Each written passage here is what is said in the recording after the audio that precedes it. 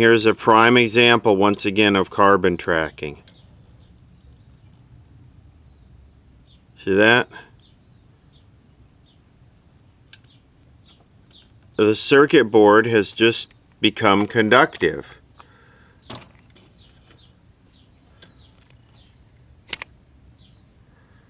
Isn't that cool?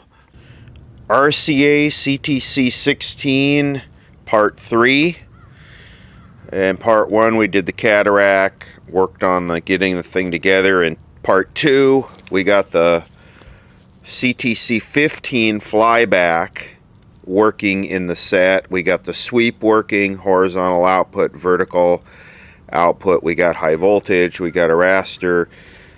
In Part 3 we're going to try and clean this up and get it sort of working the rest of the way. I can't deal with these filthy plugged up tube sockets. I took the top off the IF strip, all the hair in here just doesn't quite happen. So if this was a restoration, we would be recapping it. Since it's just a resurrection, we can get away with a minimum. It's just pretty much get it to work and then throw it away kind of thing. So what I'm going to try is I want to pressure wash this thing, but I got to be very gentle. If you haven't watched Part 1 and 2, you want to go check those out, because this is just going to, we're already 2.5 hours of video into this, and if you don't catch that, you're going to be completely lost as to what's going on. I repaired a couple of these inductors and this capacitor in the first part. So I don't really want to take a pressure washer to these open coils where the cans are missing and blow these hair-like wires apart. So I'm going to play with this. I might opt to pull those off. I'm going to try this stuff. I really like this stuff. This is the insane lady that comes to your house and pours motor oil on your carpet and then shows you how great the cleaner is. This is her stuff.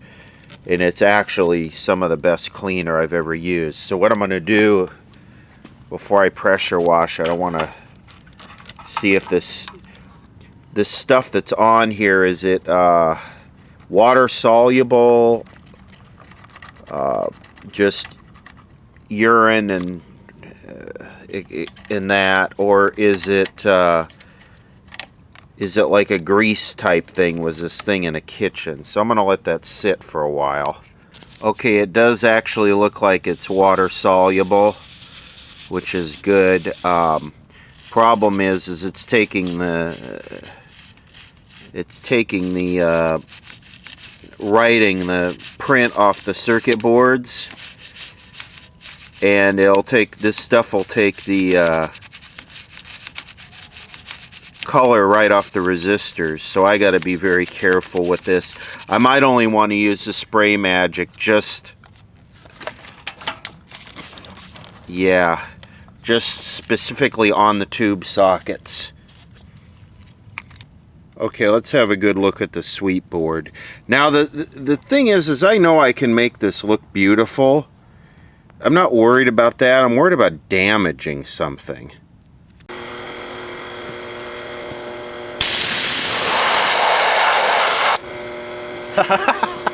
All of a sudden there's light coming through the board.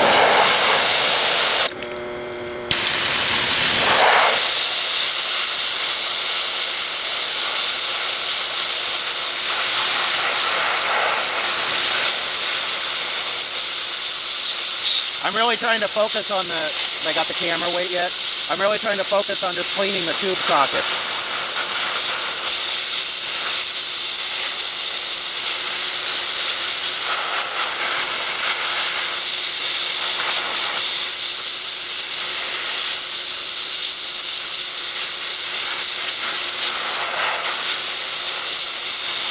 And the reason, wow, look at the difference. And the reason why I got it up on its side like this is so all the hair and chunks and crap can drain out.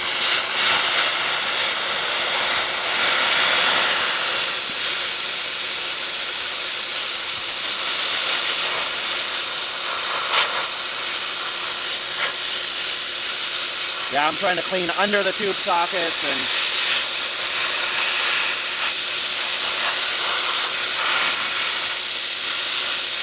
stay away from the coil.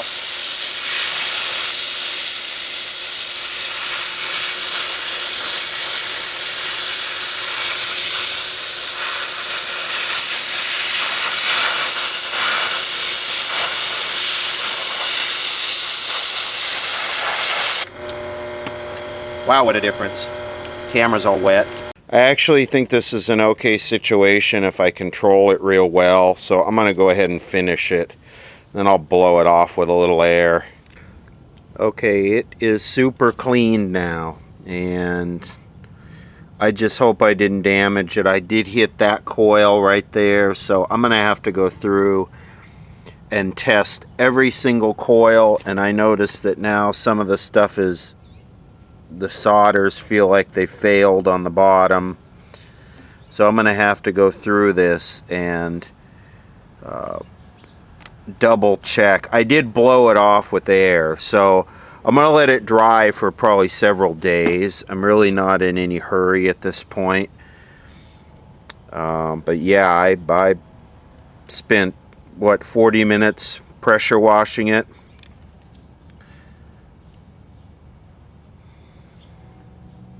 And then what we'll do is we will continue trying to get it to work. I just don't know about things like that pot right there and that pot right there. I don't know how those would survive being pressure washed. I think this coil probably did okay. I don't know, the diodes, who knows? As a side note, this is why televisions never really get silver mica disease. See all these little yellow things? These are ceramic, tubular ceramic capacitors. They don't have the integrated like those style. So TVs generally use these tubular ceramic or disc capacitors with the big open coil transformers like you see there. Much more reliable than this silver mica crap. We are baking in the sun on a nice hot day, and in a little bit I'm going to go through and test as many of these coils and transformers as I can. But yeah, that sure did change the way it looks. And then what I'm going to do is squirt. You can see some of the tube sockets are green. I'm going to squirt it's corrosion from rat piss. I don't know, I hope those will clean up and make contact with the tube pins. I'll squirt some contact cleaner on them and kind of get them working.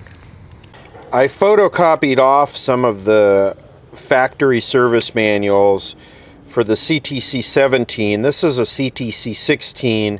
And I couldn't find my factory manual on the 16, but the 17 uses the same circuit board. So this gives us the phantom views of the boards, which makes troubleshooting a lot easier.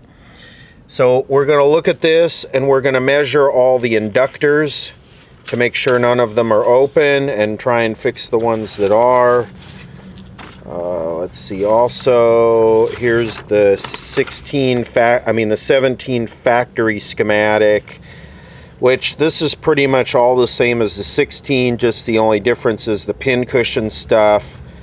And the 17 has a transistor, vertical blanking transistor. I didn't know that. The 16 does not, so I guess I stand corrected there. Here's the 16 SAMs right here. And yeah, I just got a bunch of stuff that I think is going to help work as a diagnostic aid with this thing. This peaking coil is open. This inductor is open. This transformer has broken wires. I don't know if we can fix that. This peaking coil is good. Of course, this peaking coil I fixed in part 1. This transformer is good. This coil here is good. I checked this peaking coil is good. This little coil here is good. So I checked several of the coils in there. They all seem to be good. Look at the connections here for the degaussing thermistor wire. This is a common failure on all color TVs, but I can't believe this was even working in part 2. You know, this is just RCA, handcrafted chassis. Just, you know, just broken everywhere. RCA. This one is probably fixable. And I might have damaged this one with the pressure washer. You can see the wires broken off there. Okay, I was able to fix this one. 4.1 ohms. Like I said, I might have damaged this one with the water pressure. This, I don't think it's going to happen. This has got too many broken wires. There's about 10 wires here that are broken. I have to do some research and see if this... I know this is the same. This is the oscillator coil. I hope this is the same. This is going to be an absolute no-go. I tried, and it's not going to happen. Presidential candidate Herman Cain has lost his battle with coronavirus. He was 74. This was Cain during his 2012 Republican presidential campaign. As a businessman, that's what we do. We reassess and we reevaluate. And today, news of Cain's death was confirmed by a post on his website saying, quote, "Our boss, our friend, like a father to so many of us, has passed away." Politician was a passionate supporter of President Trump and had attended Trump's campaign rally June 20th. He was admitted to an Atlanta area hospital by July 1st. Cain was 74. This economy is what caused them to buy those articles from the Chinese. That's why my 999 plan is a bold solution. 999.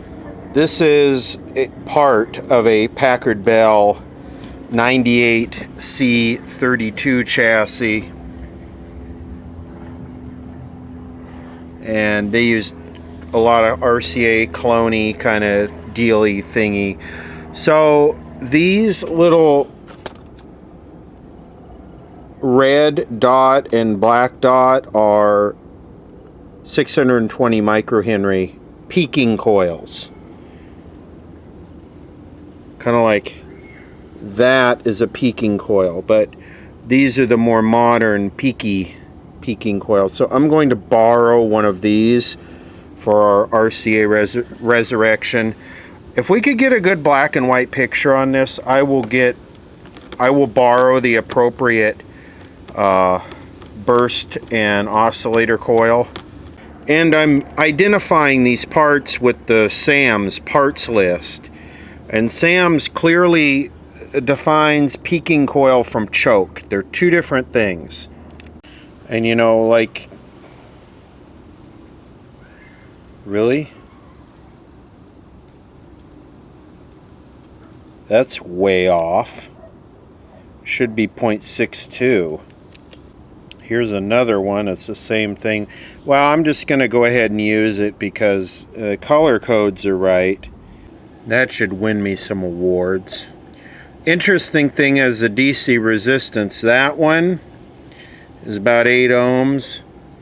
That one is about 12 ohms.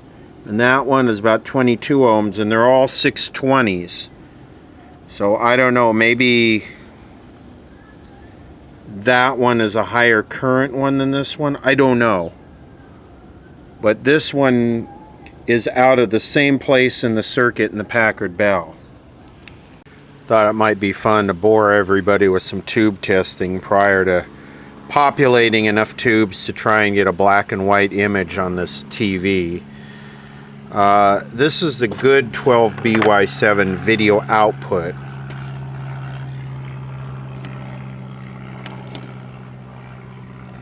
This one here is the one that was glowing white inside. I assume it's got air in it. Exactly, the getter has gone mostly clear. See what this tests like. Look at this, it tests good with no grid leakage, and it was glowing white inside. It's definitely gassy.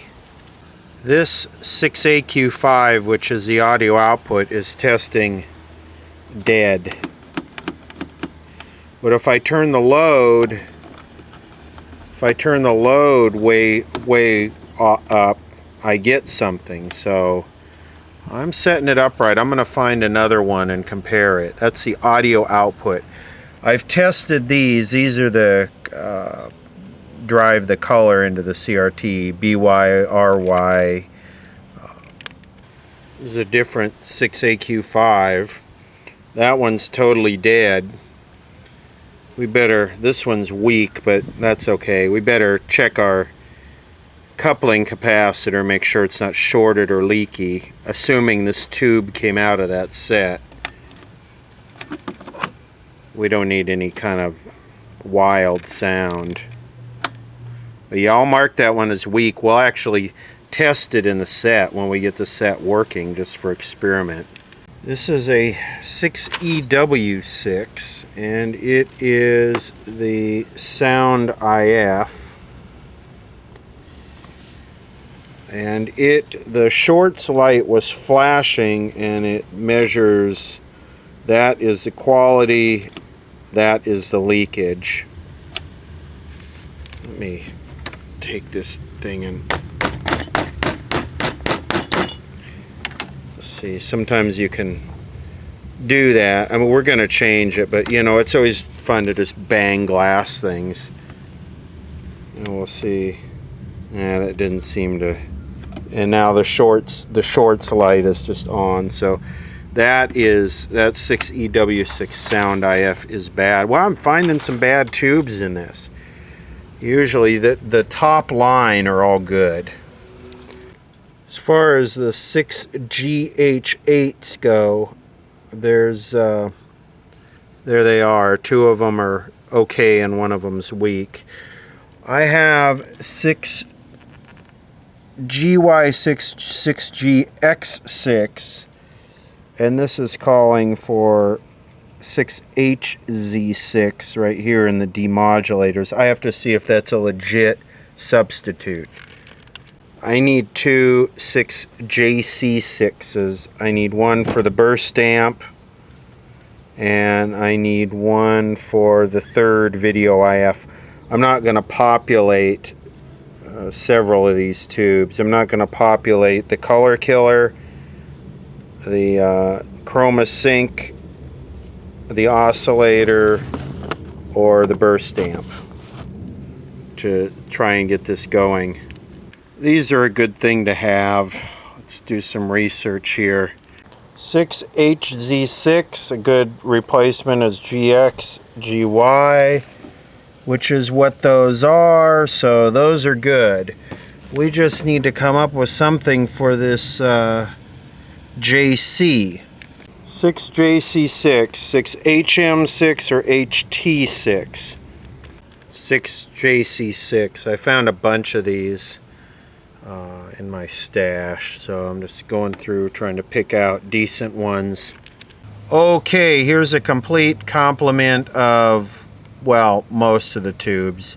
The IF, the sound, pretty much, and the color demod board, which I'm not going to totally populate. So what we found: very weak audio output tube, gassy video tube, a bad sound demodulator tube, and then from the previous video, the shorted damper tube. The two 6JE6 horizontal outputs there you see are just weak tubes for testing the flyback substitution. If you didn't catch part 2, you got to catch part 2, because none of this is going to make sense. Spraying contact cleaner in these sockets, and I don't even know how, if there's much hope here. I really don't. But yeah, I'm gonna lube them all up and then work the tubes. You know, try and Try and get them to work. Now I'm coating all the circuit boards with oil so they'll be nice and shiny. I'm working them like you would a pot. You know, after you squirt a tuner or potentiometer, I'm trying to... these feel tight, but this one is kind of loose and feels very... I have a feeling these sockets are going to be our next problem. You know, they're just so corroded. Starting to look a little bit more like it should. These tube sockets are going to be a big problem. This one is very loose. This one is very loose, and if this one comes loose, it'll burn the high voltage, fly back, and the horizontal output up. This one is very corroded. I don't know. I don't know. Of course, this one is very loose. These are tight but corroded. This one is very tight. That's the audio output. These are the sound demodulation. They're okay. This is the video output. It is very loose. I mean, it almost just will fall in there.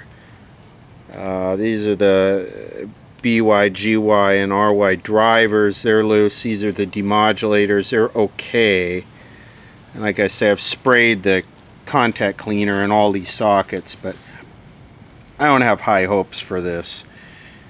But I don't know, I've been surprised before, but I don't have real high hopes for the sockets cooperating. Now I gotta resolder our G1s, the solid color wires. This will be the first power up after the pressure washing and tube repopulation. So I got my cathode current meter on the horizontal output tube. I have no idea what's going to happen here. Here goes.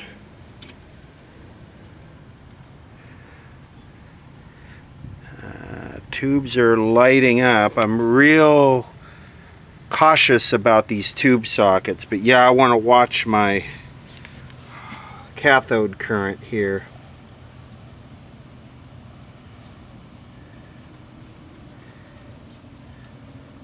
Come on, baby, today.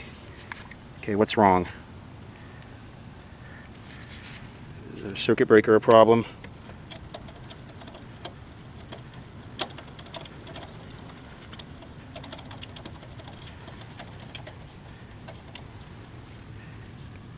Okay, what's going on here? Do we have no B+? Because I didn't hear the degaussing hit. I'm sure we screwed stuff up. Oh boy, there we go.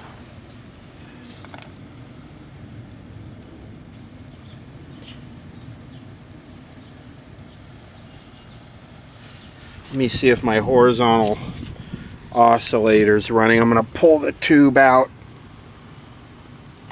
Oh yeah, it is. That's in. That's out. This is a really tired horizontal output tube, so it takes a long time for it to warm up. Actually, that tube is pretty good. I'm wiggling it around. You got nothing from the sound. Oh yeah.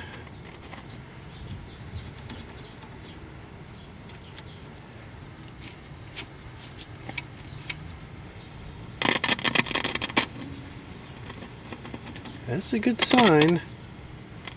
Oh yeah. Hey, we might have happiness here because all these tubes are hot. I'm gonna bring the VG91 out and plug it straight into the IF. Go past the tuner. Yeah, we have a little hum and hiss from the speaker. Ooh, okay, let me get the VG91. I'm going to use the VG91. I'm going into Video IF 45.75. I've just unplugged the tuner there. I'm going straight into the IF strip. Let's see if we get any sound through this thing. Let's see, mono, We'll go to 1 kilohertz and annoy the hell out of everybody. And let's see what happens. Holy crap.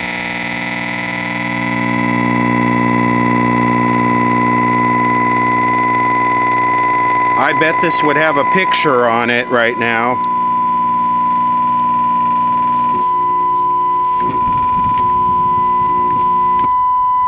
Wow, that's with a very low RF level too. I'm at 5 microvolts right now.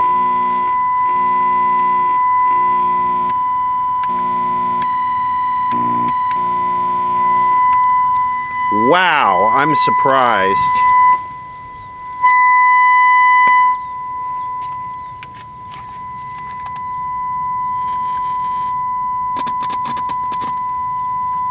I'm checking to see if moving the tubes around I get any.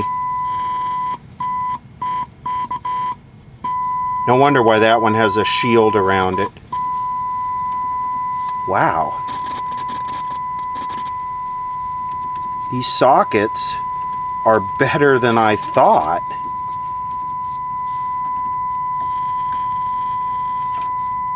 I am surprised. Something happened to our vertical deflection, and I'm moving the vertical tube around and I'm not getting anything. So that's not good, because we had it before. And this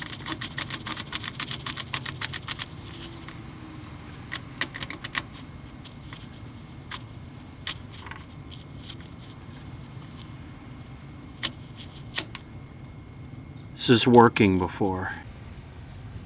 Okay, I went inside and I got a sacrificial meter to start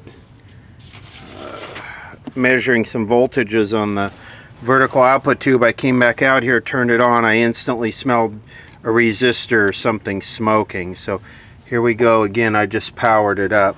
Oh, right out of the IF strip. The IF strip was just working. And I believe what fried is one of those tubular capacitors. One of those yellow tubular capacitors just went up in smoke. That's what happens when you spray this stuff with water. See if I still get a signal through it. Nope.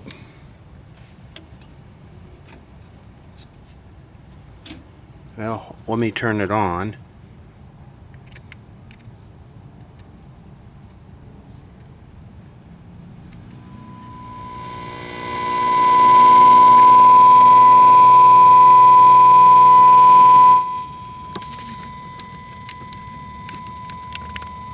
Things glowing red down there. Let me pull the tube out, see if it goes out. Nope. Yeah, I know this camera sucks. Oh boy, what happened? Something popped over here.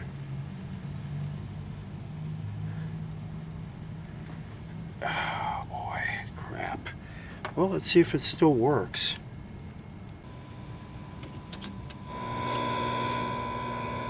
Well, it's a little bit weak now. When that resistor popped, I heard something over here pop, and probably carbon tracking again or something from the water. So we lost a whole bunch of sensitivity in the IF when that happened. But let's see if we can figure out what's going on with the vertical out. Yeah, that was definitely a capacitor that fried. See it there? C311. Water damage. Yeah, I learned my lesson on this, I bet. I bet this is going to be nothing but headaches from pressure washing it. Okay, on this with the tube out, we should have 400 volts about on pin 6. And we should have, I don't know, at least 200 on pin 8. Alright, so C311 went up in smoke. You can see it right there. That's what, and the only reason why I can think that happened is some water got under the paint and it smoked. Maybe I should let this dry out. So C311, it's right there. Let's see what that does in the circuit. Okay, C311 is right there, and it is simply a bypass capacitor. So on one side of it we have 340 volts from the plate to ground. Now I wonder if what I heard pop was the capacitor didn't actually burn open. The capacitor caused whatever resistor supplies the B+, that capacitor right there. Maybe that resistor burned open. That's what I heard pop. Great. Probably should have done some research instead of letting it sit there and smoke, but it's more fun to watch it glow red. So that's just a bypass capacitor. So yeah, it's shorted. That's a bummer. Now the other problem, we don't have any voltage on that pin 6 where it says do not measure, and that comes from the 400 volt source up through a 1000 ohm resistor, then through the vertical output transformer. I hope that didn't go open. So let's check that and see. I know this 1000 ohm resistor will tend to go open, and sometimes that 80 microfarad cap will short and blow that resistor open. And that's exactly what happened with the bypass capacitor. That pop we heard was this resistor blowing up. So now we need to replace the capacitor with a 1000 picofarad disc cap, 0.001, is that right? And now we need a 3300 ohm resistor. Great. Okay, vertical deflection. Let's see, where is that 1000 ohm resistor? So here's our blue wire from pin 6. Comes over here, goes to the transformer. Here's our red wire going to the 1000 ohm resistor. Measuring from red to blue on the transformer, 371 ohms. Sam's calls for 385. That is happiness. Measuring across the 1000 ohm resistor, 963 ohms. So where's the problem? Is it the tube socket itself? So from there it comes down here to the 80 microfarad electrolytic. That's good. And then from there it goes over to here, which we were soldering. Let's see if it is good over here. It goes to right here. Yep. I don't know what's going on here. I measured it all the way to the top of the tube socket and it's good now. I've got it powered up and I've got 470 volts there. I don't know what happened. We've got to have a bad solder or something here. I am going to just terminate this capacitor out of here.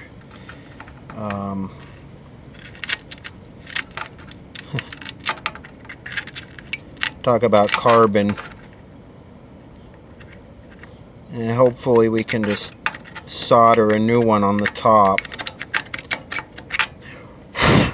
1000 picofarads. A disc will work fine there. I often kick myself thinking, you know, you should really lead by example and not do this half-ass stuff. But I really honestly don't care, because this is just a resurrection. Yeah, I wouldn't do this if I was actually restoring this thing. So, yeah, I'm not even going to take the time to find the exact value resistor. So that was a 3.3K that was in there. 5 watt. I grabbed a 2.2K, what is that, 2 watt? You know, whatever.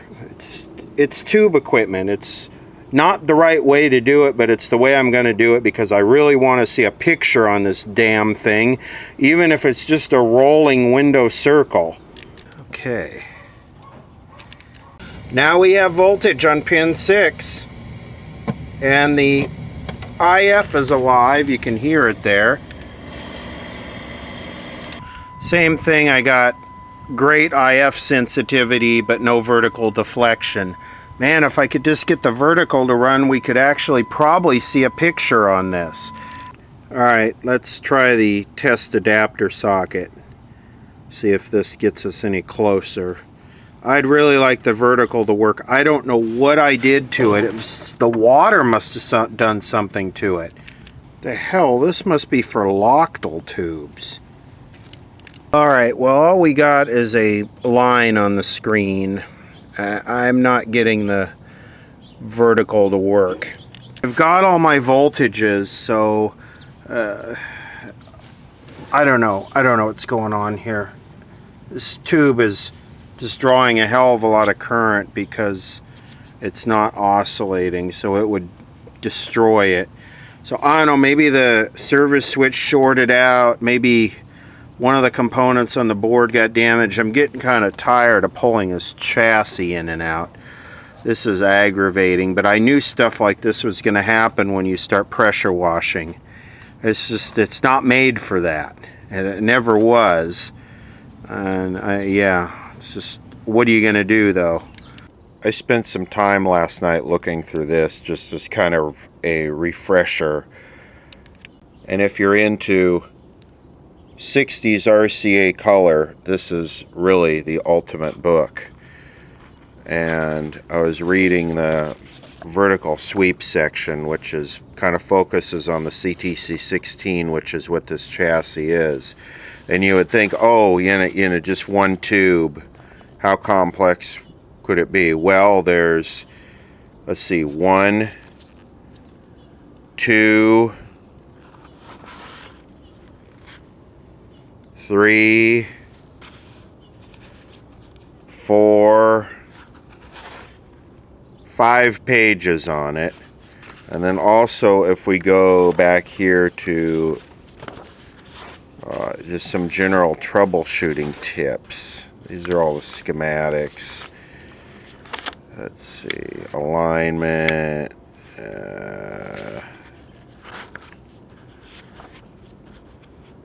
So vertical sweep, no vertical sweep, which I don't know how much this applies because this doesn't take pressure washing the chassis into account. But they talk about a couple things that are interesting here, which are some capacitors that'll kill the vertical sweep. Also bad connection at ground side of the vertical hold control. We might want to check the vertical hold control. I wasn't thinking that if that went open that the vertical would stop totally. So we'll have to go through some of this because this can help you think outside the box a little bit and not get stuck in one spot. You know, it's always good to have another voice in the room when you're dealing with stuff like this sometimes. So let me pull the chassis out again for like the 80th time. Yeah, this explains every single aspect of CTC 12 through 40. How about this? Heater failure, air leak,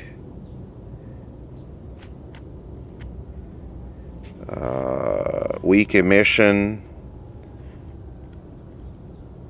slightly gassy.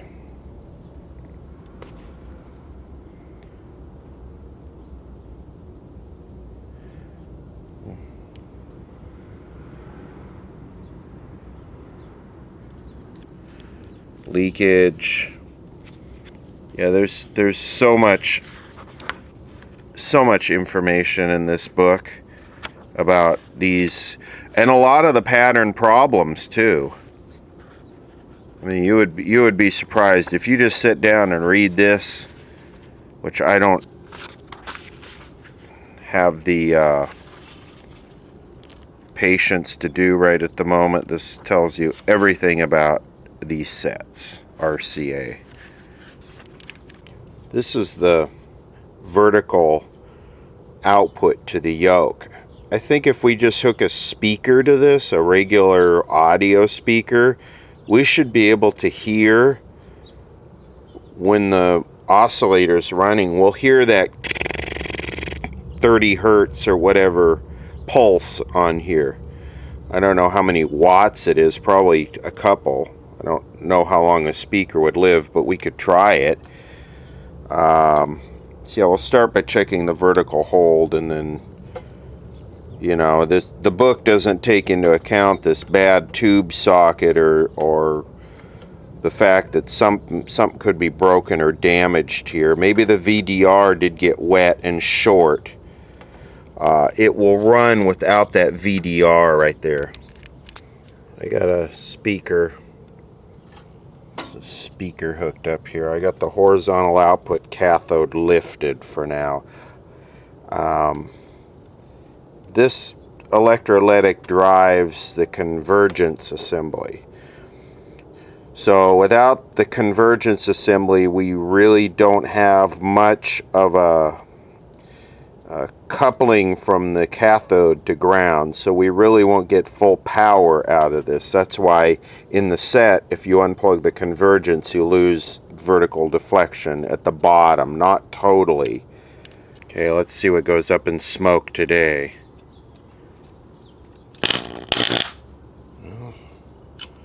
Something did. So it looked like that blew the circuit breaker. This thing, man, and I was joking when I said that, but every day with this thing, it's something else goes up in smoke. This is what, the 4th or 5th time? I'm just used to it now. You let it sit overnight, there it goes. Okay, let's see what carbon tracked and burnt today. It's really hard to tell, but it looks like it's right there somewhere.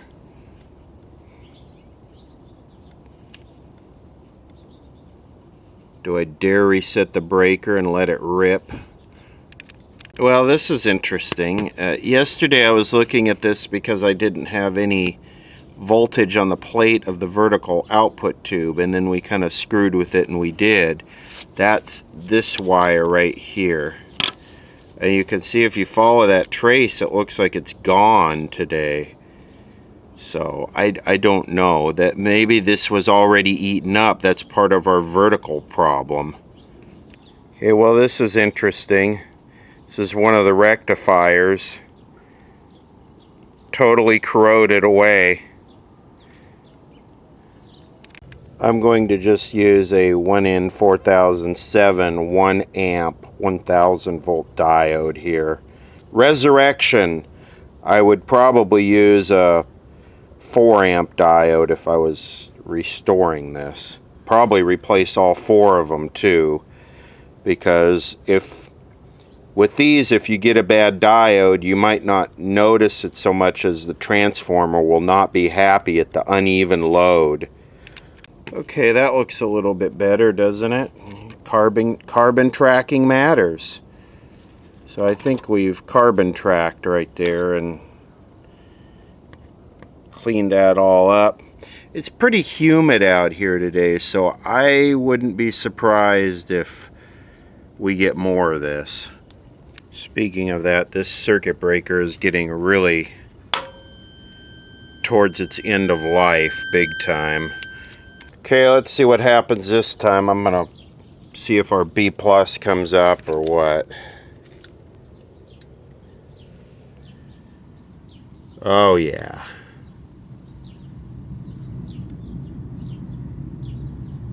As our thermistor heats up, now as our tubes start to heat up, okay. I got a speaker hooked up to the vertical. And this socket is so bad. Come on, baby.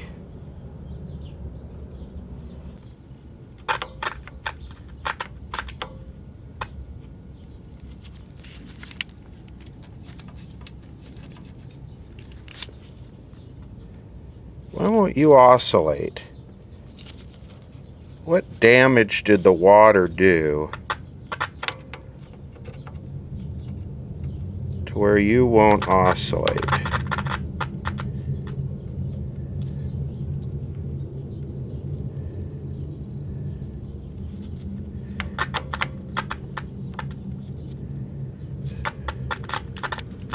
You could see it sparking on pin 6 here. So yeah, you know, the tube instantly just gets hot because it's not oscillating, it's just cathode current out of control. Now it won't even light up. There it goes. The vertical hold hooks to pin 9. Turning the vertical hold from 500K to 137K. I guess that's okay. It's not quite going up high enough, but who knows, maybe that capacitor's leaky. Let's check pin 2 to ground and see if the normal service switch has any effect. Pin 2 to ground.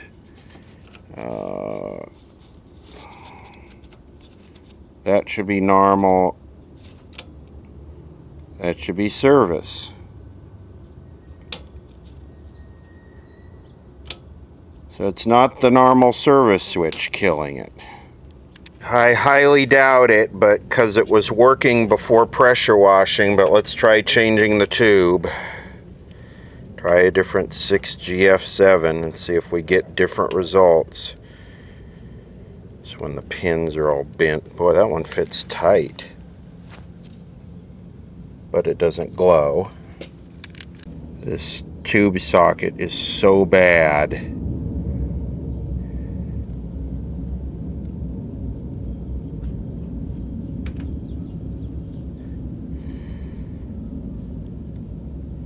It's just a dual triode. I doubt it would just die like that. Same deal.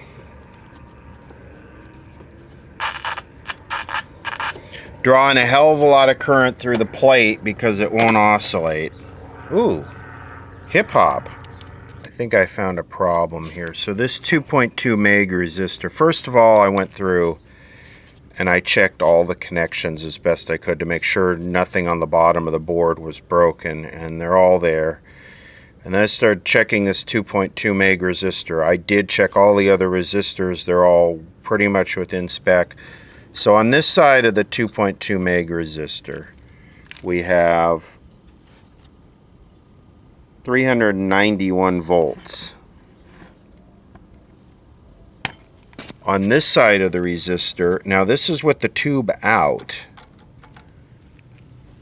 we have 65 volts. Now if I'm looking at this right, we don't have our 970 volt boost right now because the horizontal output's disconnected. So that's why we just have 400 here. I'm assuming I have this turned all the way over to the higher voltage. So it's coming up to the 2.2 meg. Without the tube there, this should be isolated by these two capacitors, or three capacitors. So the DC voltage should come through here, hit this capacitor, be blocked. Come over here, hit these two capacitors, be blocked. So either this resistor is open or off, or one of these two capacitors is leaking, or all of the above, or it's a carbon tracking problem again. I'm going to plug the tube in and we'll see what that voltage does. Okay, let's see what happens here.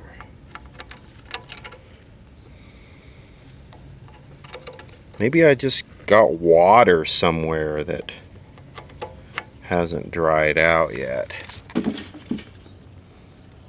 this socket is such a pain in the ass.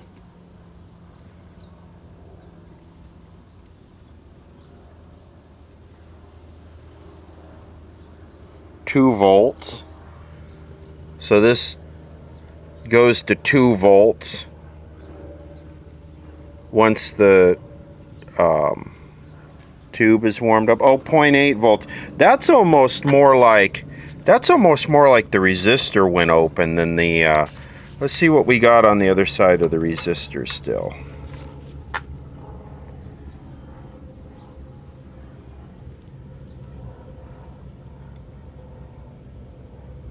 And I can't measure this resistor and circuit because there's voltage there. Yeah, we still got 386 volts on this side of the resistor. If I fire the fly back up, I get 900 volts here. See what I get on the other side. Ooh, I get 1.3 volts. That's got to be a bad resistor. That 2.2 meg has to be bad.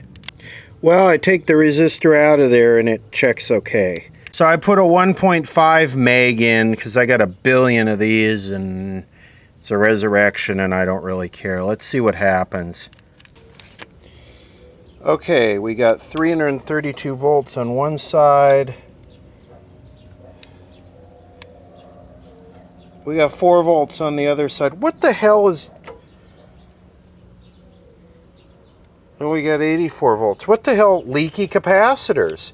It's gotta be leaky capacitors. And actually, when the B boost comes online, now we got 185 volts. But that shouldn't, unless I'm totally missing something here. Maybe I better...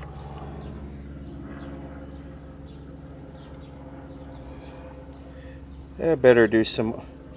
Wow, when you plug the tube in, it goes down to nothing. I believe I found the problem. More carbon tracking. See, that resistor connects to right here. Here's a big capacitor. I pulled it out, no change. Then I followed this down to, this is the tube socket, then the other 2 capacitors connect right here. So I started to look at this and there was carbon tracking from the rat piss or pressure washing it or whatever, so I cleaned that off. Now when I turn it on, it goes up to full voltage, like there's no drop across the resistor. So let's see what happens here.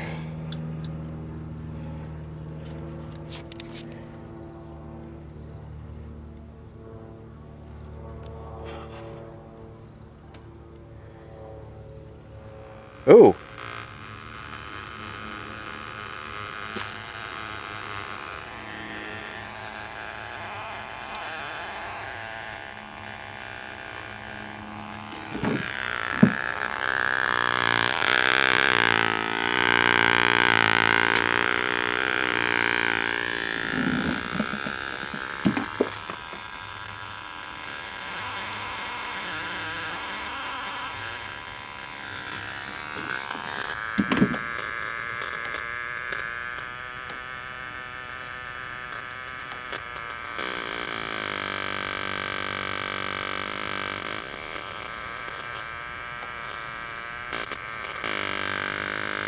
That sounds like it should.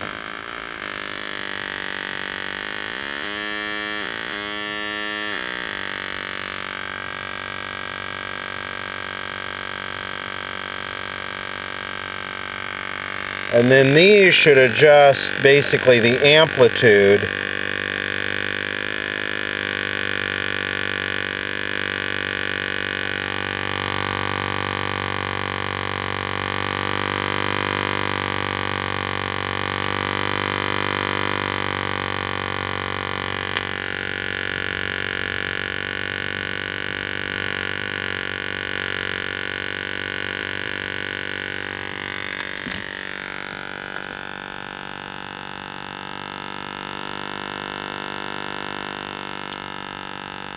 The question is, do I need to go back to the 2.2 meg?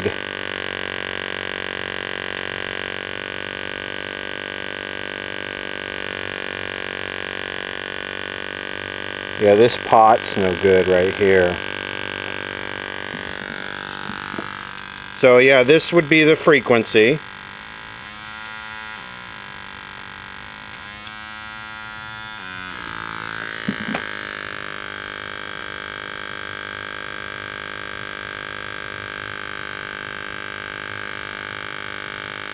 Now that's what your vertical sounds like, driven out of the yoke into a speaker.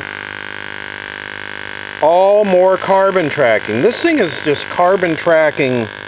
Oh, let me fire the horizontal up. That'll give us our B boost.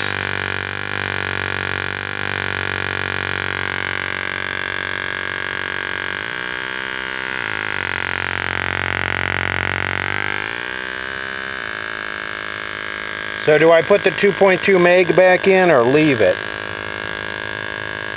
If I ground that side of the capacitor, which is what the convergence assembly does, this thing delivers the goods, man.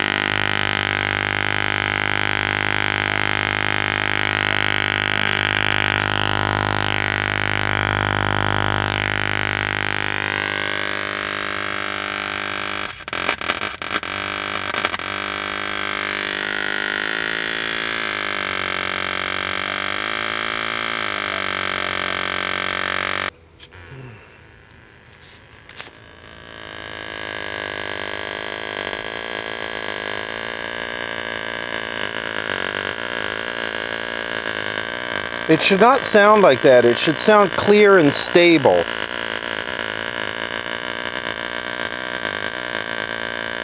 What's burning this time? I smell something.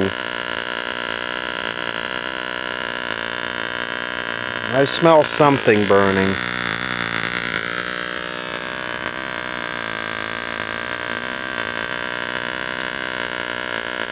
Yeah.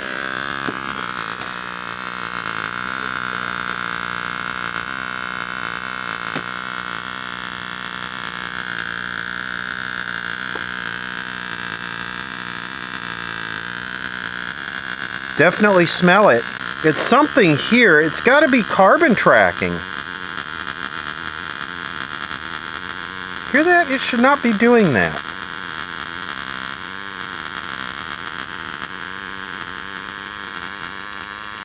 The smoke is coming up right here. I cleaned the carbon, I cleaned the bottom of the board off, and the oscillator seems to be happy, but there is smoke coming out of here. Is that resistor? Okay, that resistor there is insanely hot. Maybe that's because we have the horizontal cathode disconnected. I don't see why that would. Okay, that thing, we have 194 or 294 on one side and 22 on the other. Something else is shorted and loading that down, because that is way too much drop. 193 on one side. That resistor feeds into the IF strip. So do we have another capacitor in the IF strip that's shorting out? Okay, I believe that resistor connects to here. Another 1000 picofarad and then a 470 up to the tube. Let's check the voltage on this 470. Okay, there's the 470. I believe that's 1000. That C317, I believe that's the capacitor that might be shorted. Let's see.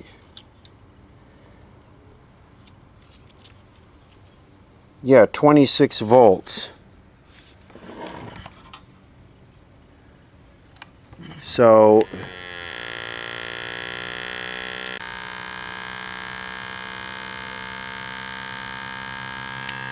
you would think that would be getting hot if this resistor is smoking. You would think that would be getting hot, or is it carbon tracking on the bottom? I mean, I can literally see everything from the bottom. I'm gonna whack the, ooh, that was good.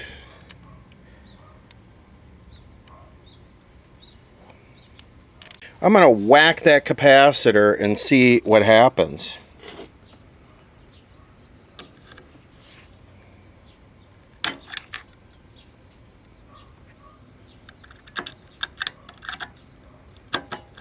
Well, that wasn't it. Okay, so basically on this side right here we're supposed to have 255 volts. Comes through this resistor, we have 200 volts. Come through this resistor here, have like 180 volts. That wire right there goes to the IF strip where I cut the capacitor out.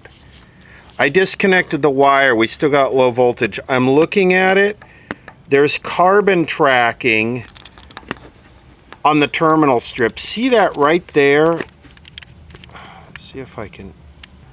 See that bubble right there between the rivet that holds the terminal strip and the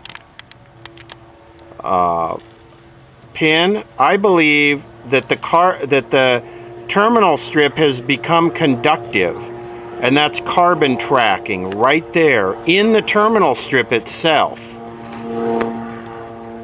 The airplane agrees also. I'm going to try scraping that. Oh no, here's the carbon tracking right there. See it on the back side of the terminal strip? Right there. Up, powered up, we'll see if it smokes. There it is. That's carbon tracking. See that? See how that terminal strip has become conductive? That would eventually flame out.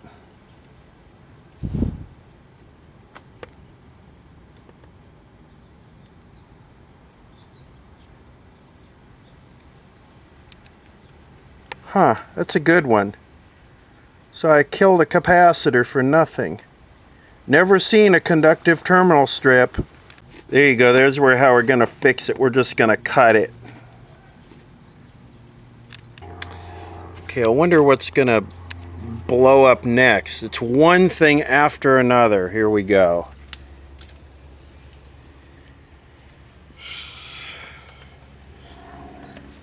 Just waiting for...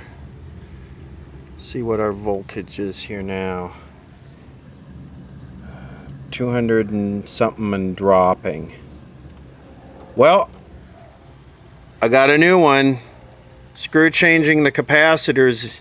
Re-terminal strip your radio. 169. Right there. It seems a lot better now. The vertical is stable. Whatever that means, hooked to a speaker. It's consistent and stable. I wonder how this is going to work with these two bypass capacitors cut out of here. They're just 1,000 picofarad. I guess I could pop a couple discs in there. Discs are probably not near stable enough for IF, but it's a resurrection. Okay, these are 500 picofarads. 1 kilovolt. So instead of using the right parts, because this is a resurrection, I had a circuit board with a bunch of 500 picofarad 1 kilovolt disc capacitors. So these little tubular ceramic deals were 1,000 picofarads, so I just paralleled two 500s, and I didn't take the cover off the bottom of the IF. I installed them the way RCA says to install them, which is you cut the leads off the original components, push them flat against the board, clean them off, and then solder right to the top of the board. So that's what I did. So again, it's a resurrection. If I was going to restore this thing, what I would probably do is I would probably replace most of these with NPO high quality disc capacitors, and then I do an alignment on it, because now that we've seen one of them short, you know, who knows, for it to be reliable. Would I recommend doing this to your set? Not unless it had been sitting in rat piss for 20 years and exhibited issues with the disc, with the ceramics. So that's it. Fixed, kind of, half-ass. The automatic rodent management system reports that it's hot and humid today. Okay, let's see if we can get a picture on this. Hopefully.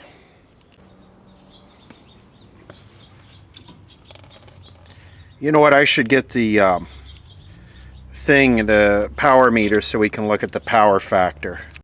116 volts, that's kind of low for this area. Guess a lot of people are running air conditioners right now since it's so hot. Let's see, power factor is 0.31.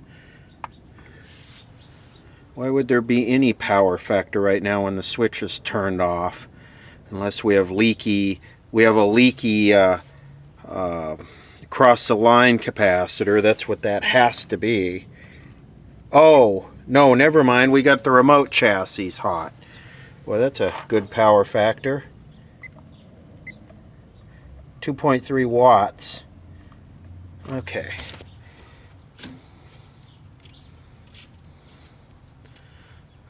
Okay. Power factor is important because that's a good power factor. I would expect 0.7. If you get bad diodes or bad capacitors, the power factor will drop and the power transformer will melt. So let's see here.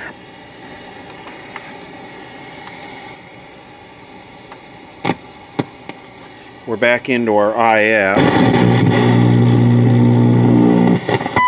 Jesus. Is that loud enough for everybody?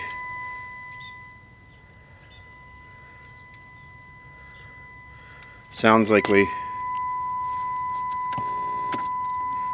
got our sensitivity back. Let's go to 300 hertz. It's a little less annoying. Turn the brightness. The brightness is up. Turn one of the screens up here. That screen is up. That screen is down. Let's just turn the red up. I actually see a very dim image here.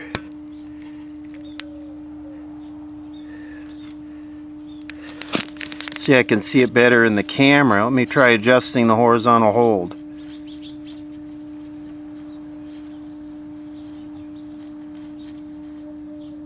That's vertical hold.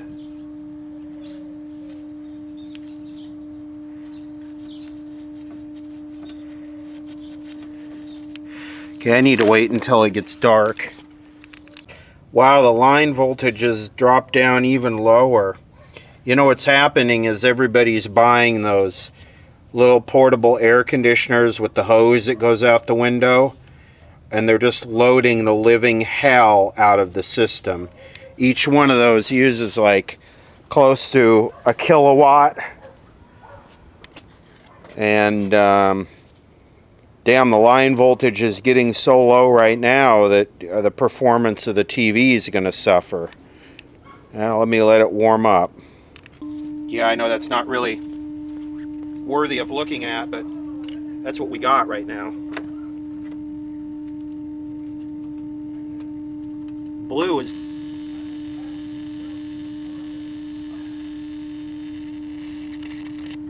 Blue is doing nothing. Green is hardly there. Red is working. So let's screw with our purity. Our purity looks way off again.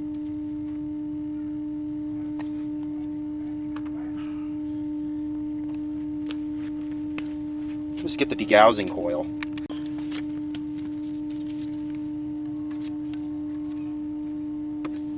Trippy colors, man. Did that change anything? It made it pure red. Why are we not getting any blue, though? I should be getting blue. I'm not getting blue. I wonder if I broke one of the... The hell? I wonder if I broke... That was not the TV. I wonder if I broke one of the wires in the CRT socket. That would be great. I'm going to move the tubes around. This is the video tube, nothing. I'm going to go back to the fourth IF. Ooh. There we go. There's a little bit of happiness.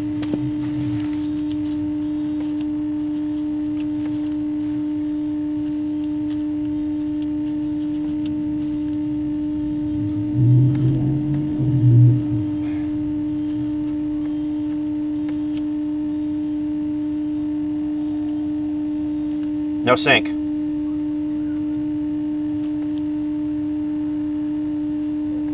No sync at all. Very dark, no blue, and no sync. I'm going to move the sync tube. Oh. Oh, that's good. That's an award winner. Pull the horizontal output. Pull the horizontal oscillator tube out. That'll get it cranked up. Let's try that again.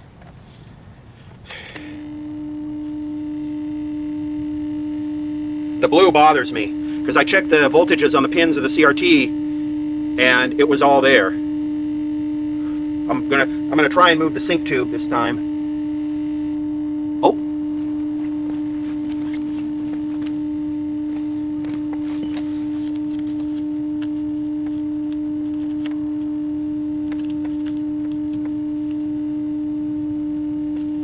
Almost. Let's see if we can adjust the vertical. Can we see that? Barely. See if we can adjust the vertical and get that to lock. Adjust the vertical.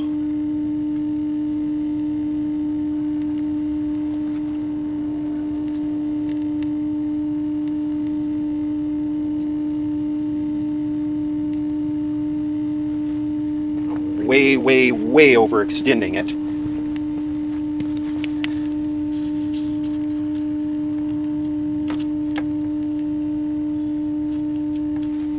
Crap, man, so close.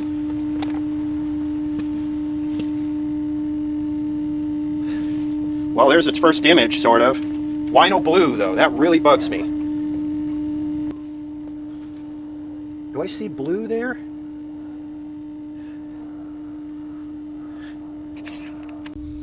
I went in and got the other camera because the low light sensitivity is so bad. But there we go, there's my first image. And yeah, the blue is working. Let me make sure I got the audio sensitivity turned all the way up. Okay, well, the audio is all the way up. My first image, it is very, very, very dim. I'm going to try adjusting the contrast. That makes it brighter.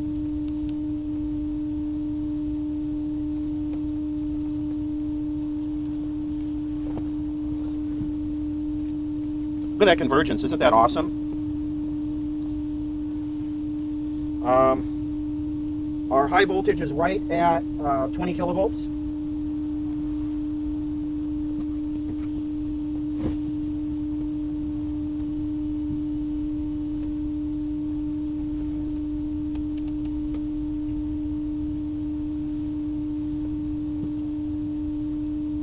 That's brightness. That's red, that's green, that's blue, there's green. Let's see if we can converge red and green. So let's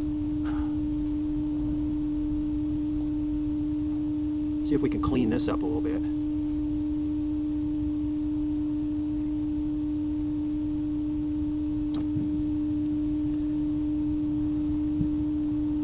Problem here is I can't see a vertical line to converge it vertically. Okay, I just set the purity back up after degaussing it. Red, green, blue. You know, blue is the weakest.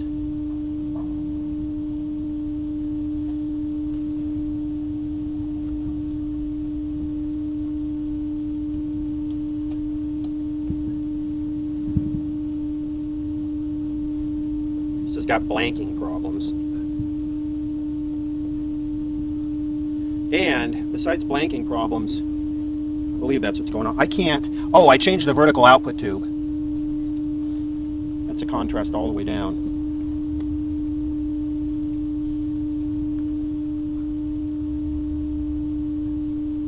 is that dark. Blue is just... I have a feeling the CRT bias is set to minimum and the switch is bad. I can't move the switch. So either the switch has to be bypassed into maximum, or the switch needs to be replaced or taken apart. But that could be why it's so dark. The CRT bias might be stuck at minimum.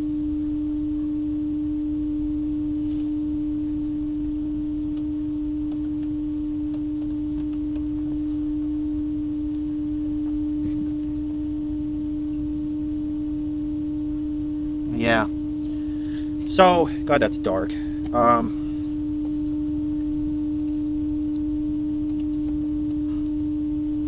Next step is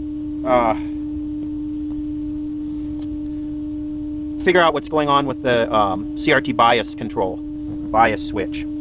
Because like I said, it is dark. It is very, very dark. But it's working. And we could actually have a picture on this if I fed into the IF. I don't know if the tuner is going to work. I don't know if I'm going to try and fix the tuner. It looks really blue in the camera, but it's not.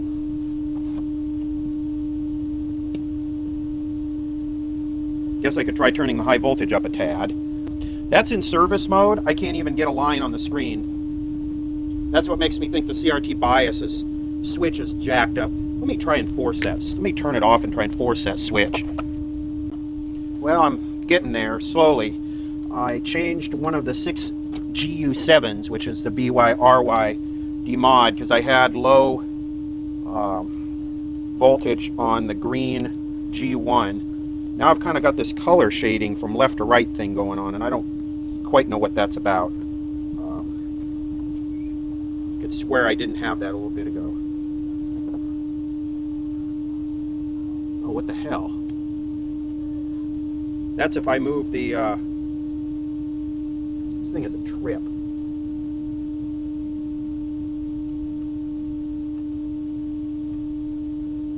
There's green. There's blue. There's red. And I still think I have a... I can't turn the CRT bias up to max. I've been playing with that switch. And I've got it as good as I can, but I still can't get a line. I turn this...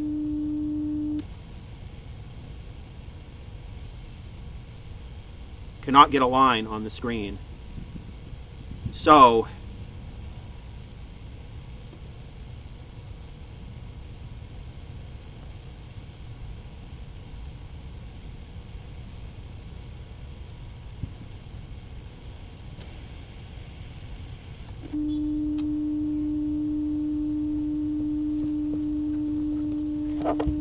we are definitely improving.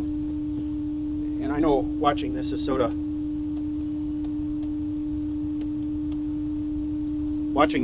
boring compared to sparks and fire. Yeah, we are definitely improving here.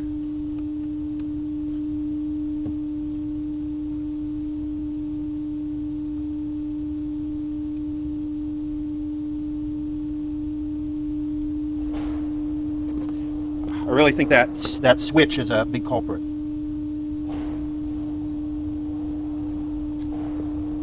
I've been kind of concerned about the X-rays from this high voltage rectifier tube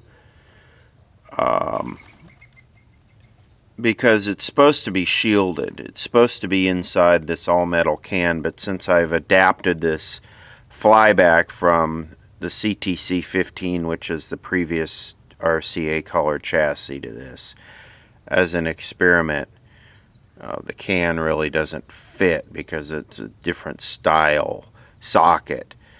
So I dug this out of my stash, and this is basically a silicon replacement for all of the tubes you see there. And of course you're not going to get radiation from a silicon stick diode, but I've tried these before and I had runaway high voltage. So let's do a little experiment. I've got the cap from the shunt regulator disconnected. I'm going to fire it up, keep my distance, and we'll see what the high voltage is, and then we'll change it and see what it is.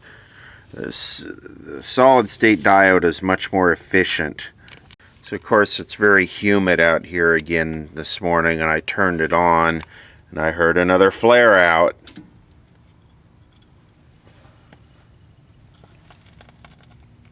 Oh jeez.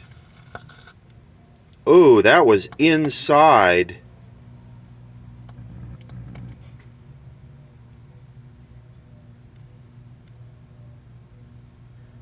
Great.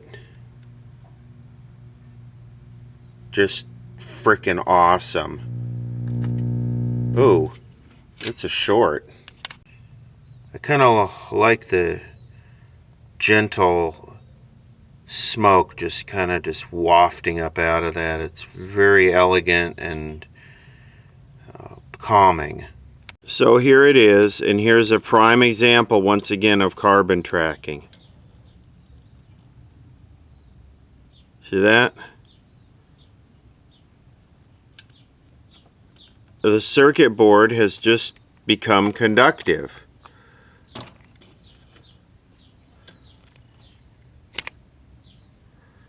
Isn't that cool?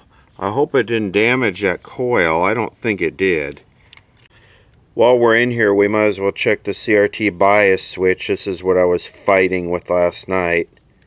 I was able to mess with this and get it on the highest setting, which is all the way down towards the bottom of the cabinet, is maximum bias. So I'm not going to have to bypass it.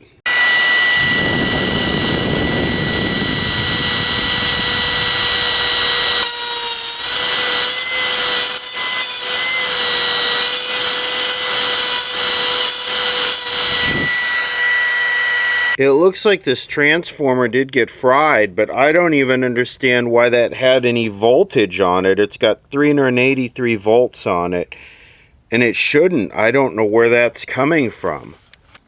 Okay, I'm getting T701, which is this, and L701 mixed up. And yes, this is the one that was carbon tracking. And yes, it is supposed to have 270 volts on it. It does look like it got a little hot there, but I think it'll be okay. 270 volts, sorry I know that's shaky, comes into R710 up to that coil. It was carbon tracking, loading that resistor. Look at that, it's supposed to be a 1500 ohm resistor. It's dropped to 275 ohms.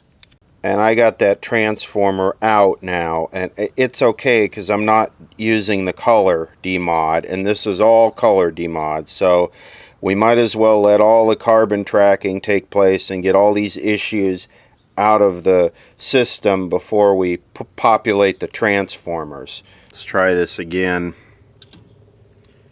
You know, one thing that's been consistent about this thing is every day it carbon tracks somewhere. And yeah, it's been excessively humid and foggy out here, but still, it shouldn't do that. So I'm watching cathode current. I've got the shunt regulator disconnected. I'm watching high voltage. I got the screens all the way down. We're just going to do a little comparison here. Sounds like something carbon tracking again. Hear that?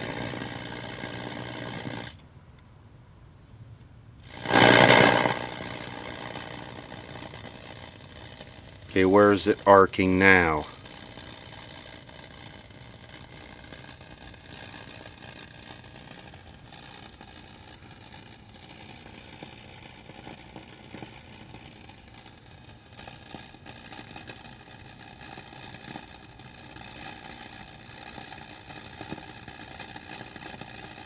Jesus.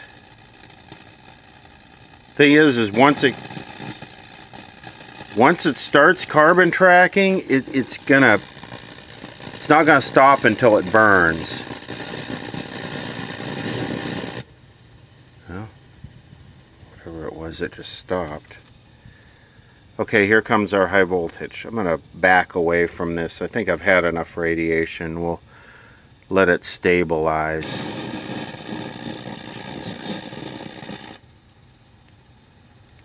right about 180 milliamps cathode current. We are at 21 kilovolts or so.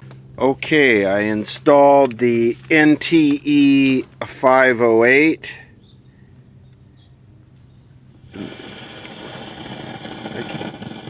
Keep in mind this does not have a filament in it, so as soon as we start to get cathode current, we start to get high voltage. With a filament type tube, you have to wait to hit a certain threshold before the filament lights. With that type of tube, the X radiation discoloring of the glass.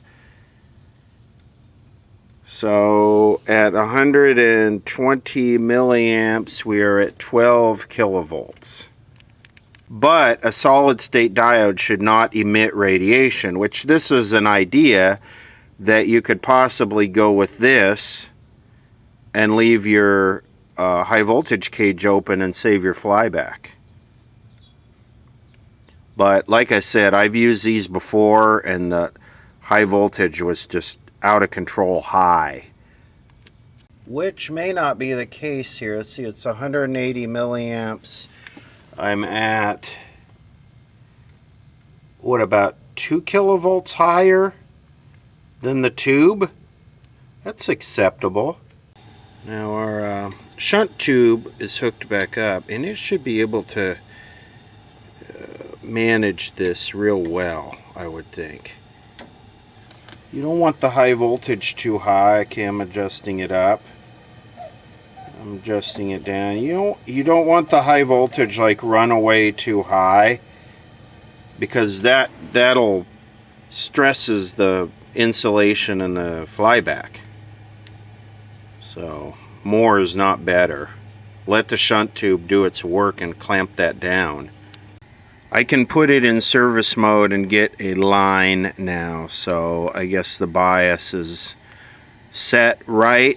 Maybe the CRT was a lot weaker than my tester indicated, but maybe this evening we will try and do another setup on it and hopefully it works better now.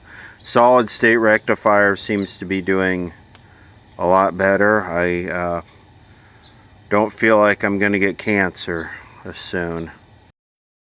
I populated the tuner tubes and cleaned the tuner, and I'm getting channel 6 now with just rabbit ears. So when it gets dark out here, we will try and see if we can get a picture on it from analog over-the-air TV. I'm going to replace the sockets on these two tubes right here, the sync and the video IF, the last video IF, that tube. They're just too flaky and the sockets are like $1 each. I'm in really low resolution right now, something like 960 by 540 at 3 megs. But this is actually a relatively attractive television. You know, it would be nice if someone adopted this that wanted a real basket case that they could maintain and work on. This is actually, it's small, it's compact. This is an attractive television. Because I have no room for it, and of course I have a lot better stuff, so I don't know. Dog bed, cigar humidor, cat tray. Dark out here, we'll crack open a San Pellegrino. That way I am constantly reminded that I am sophisticated, and we'll see if we could get this thing to work. The horizontal output tube I'm using is very weak. That's why we have the lack of deflection. But yeah, we need to start off by degausifying this thing because it's...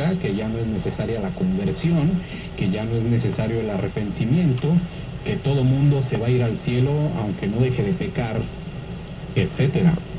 Y recuerdo que en uno de los en el primer radiotón que a mí me tocó ser invitado por Guadalupe Radio allá a las instalaciones de Los Ángeles, me llamó la atención dos personas. Ustedes de qué I'm going to try moving the final IF tube around. ¿Quién es su párroco? ¿Quién es su director espiritual? Total de que me inventaron una mentira. It's not even warm.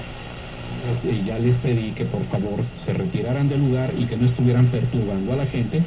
Incluso tuve que llamarle a una persona, elemento de seguridad, para que las acompañara a las Yeah, aulas. Pero bueno, those tubes. Oh, look at that. Estas dos mujeres y habían salido de la capilla del Santísimo. Entonces cuando se comunican Those tube sockets. Those two tube sockets are a huge issue. Yeah. Es un evento que se hace, como todos lo conocen, para recaudar fondos, porque las instalaciones son carísimas, los equipos de transmisión. Yeah, that stupid sync tube. La cabina de radio, los micrófonos, el software, las computadoras que se utilizan, funcionan estas mujeres. Pero I moved the sync tube. Meterse en un evento católico cuando ellas no eran católicas y estaban hablando de parte de Dios. Ahora, cuando se les preguntó quién es su párroco, dijeron una mentira. Crap, now the vertical frequency, Entonces, the vertical hold control is having no effect. y se sujeta a la The hell autoridad de la happened? iglesia, la persona en cuestión, hombre o mujer vidente, no tiene ninguna necesidad. Man, I am so de close. ni mucho menos What the hell de happened to the alterar vertical hold la control? realidad o de dar una versión diferente. So, to get the vertical to stop rolling, I cranked the height all the way up. Why is the damn vertical hold control not doing anything? The vertical hold control has no effect. Like it's not connected. There is over-the-air channel 6. Ahora, la iglesia no dice inmediatamente si una aparición es o no. Budget and your family? Here's hooked to the converter box. Like I say, the lack of deflection is Ron, Nick.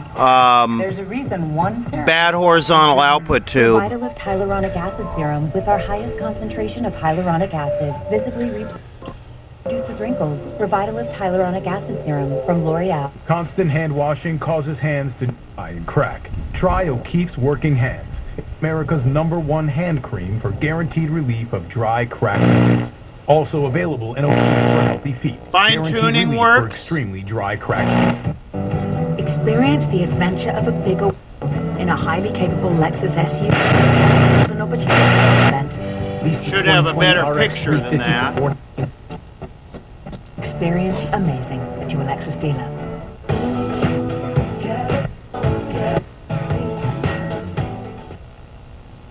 From the broadcast center.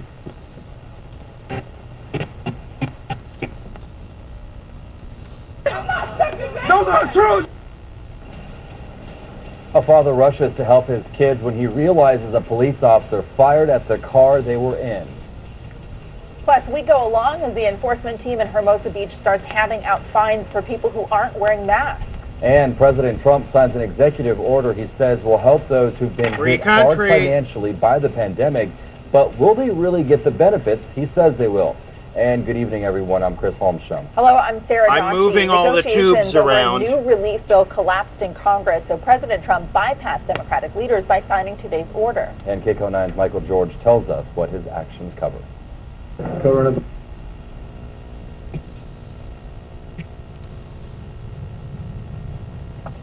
We've had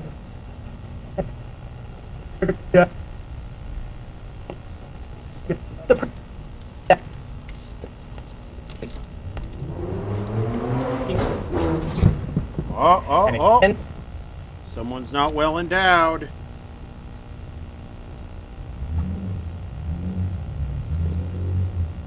With a quarter of the bill. Democrats want to extend the $600 weekly supplement that recently expired. House Speaker Nancy Pelosi and Senate Minority Leader Chuck Schumer released a statement tearing into the measures, saying in part, instead of passing a bill, now President Trump is cutting families' unemployment benefits and pushing states further into budget crises, forcing them to make devastating cuts to life or death services.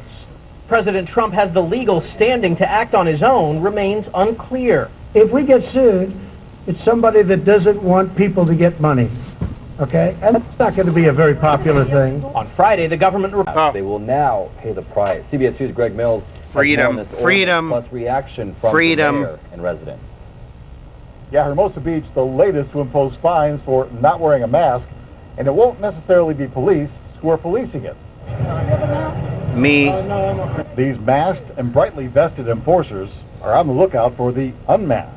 I think it's a good idea. It's the Hermosa Beach Urgency Ordinance on orders of the City Council and Mayor. Noticing people weren't wearing masks, City Council noticing, what was the impetus? You're absolutely right. Yes. 100% mask compliance, busiest areas of Hermosa Beach during the height of tourist season, primarily downtown, the beach, and the Strand. I understand it because of the pandemic and everything. I mean, I have my mask, I just happen not to have it on. But I keep my distance as well. It's hard to social distance here because so many are socializing. The enforcers are trained civilians, here to educate. Trained civilians. To the non-masked. They're not public servants. They're trained civilians. Even cyclists must be masked up. I believe it's the right thing to do. Oh, I'm sure you do. Should be protecting everybody else. Oh, yeah. Enforcement of the urgency ordinance didn't get off to a strong start. First guy they tried to stop blew him off. But some put masks on immediately when they saw the enforcers. Others needed just a little enforcers. I think it's selfish if you don't wear a mask because, yes, you're protecting yourself, but you're also protecting the people around you. In the water, or for kids under 2, masks are not required. You know, this thing, how old are you? this TV... You're 4, so you've got to wear a mask too, otherwise your daddy could be fined. What do you think of that? Jeez. Daddy got it. Daddy this got it. TV Daddy so she don't have has been asleep for who knows how long. Enough with police work. So the enforcers handle this. When it was put to bed, it was, issue citations. do I dare say, a free country? When it wakes up to this. 500 for additional offenses in this 12-month period. I think that's fair. It forces you to be safe. You don't want to get fined. True. $300. Yeah, that do-rag, that's gonna keep you safe. It's easy to avoid a fine in Hermosa Beach. Greg Mills, KCAL 9. So, yeah, it went to sleep. Take a look at all of the people who spent the day out on the beach in Santa Monica. Went to sleep in a... was practicing social distancing, and there were a lot of people out there. I'm done. I'm over it. I imagine it's because temperatures are starting to heat back up again. Yeah, a lot of people going to... Horizontal output with one that's stronger. I'll just leave it like that. Oh, see the difference? Wow.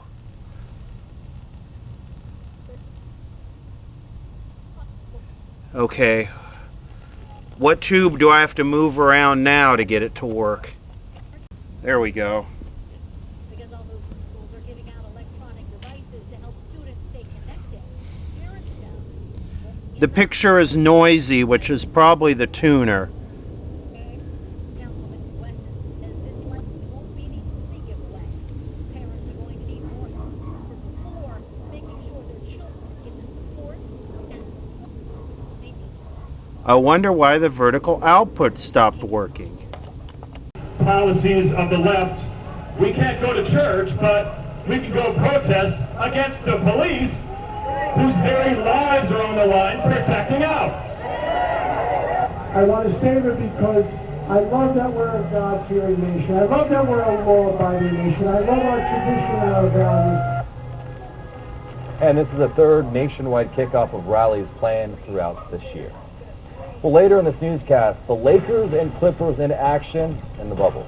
Then, stranded hikers return to thank the first responders who put their lives on the line to save theirs. Also ahead. Boy, is that a crappy picture. Do you like wearing the mask? Yeah, because the coronavirus. And a daycare thinks it's come up with a solution of kids not keeping their face masks on. Right now. I measured the voltage on the back of the vertical hold pot, and it's like 0 volts, like the like the wire between the pot and the circuit board broke. But I'm getting this more dialed in. Look at that. I mean, keep in mind where it came from. Below average trend, only 81 degrees today for downtown Los Angeles. The smearing, like above the digits, that bluish, that's a weak CRT. Comfortable temperatures for the next several days. As far as the wind, still a little breezy out through some of our deserts for the month of August, even below average. Notice the RCA audio detector. There's no buzzing. Yeah, the convergence is whacked on the right side. As we head towards over here. That's going to be expected to be the warmest. But I actually got the convergence sorted decent in the middle. Looking at nearly 100 degrees. For the Inland Empire tomorrow, expect some. I wonder if there's carbon tracking why the horizontal or the vertical hold control isn't working. It would also look better if I didn't have the vertical expanded so much to get it to stop. What just happened there? I'll send it back to you guys. Oh, something's failing. Still ahead, the local airport that's actually adding flights despite a huge drop in travel. Then later, the surprise one man found. We have smoke.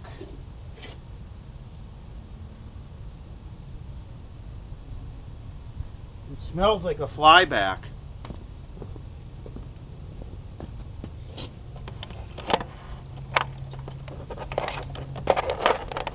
That smells like the flyback failed.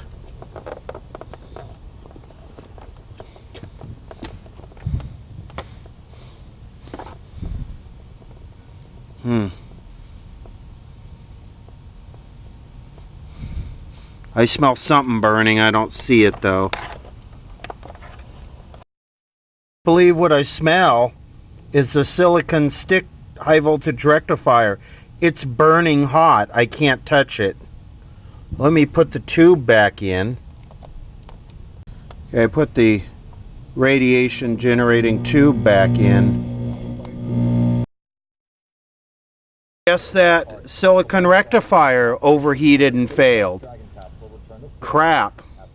I was banking on that thing keeping the radiation. Well, I got the GE lead covered tubes on the way. We'll have to install one of those. Bummer. Well, I guess maybe that diode would be good for a 1B3. A lot of airlines are cutting flights because fewer people are flying. And incredibly strong for the toughest jobs on planet Earth. Ladies, check it out. So strong, so not ripped. What are we talking about? That's the hefty, ultra-strong bag. Hefty. Yeah. Wow, that solid state rectifier burn up. Ultra-strong at a low price. I guess Over it's these past months, it's not for color TV. And a great deal of reflection. But here's a change you can truly be excited about. Well, that's attractive. Sono Bello, America's #1 cosmetic surgery specialist, permanently removes the fat from your stomach, hips and thighs, and back. I walk past mirrors. I don't. We will end part 3 right there. Last night, the rectifier stick diode replacement fried, and the vertical hold stopped working. So those will be kind of the first place we start off in part 4. And in part 4 we need to get the color demodulation working, which is probably going to be the hardest of all. So this is the end of part 3, and we'll publish part 4, and hopefully at the end of part 4 we'll be able to take a look at the debates. I'm still doubtful on whether they will happen, but I would sure like to sit out here and watch that entertainment on this old set.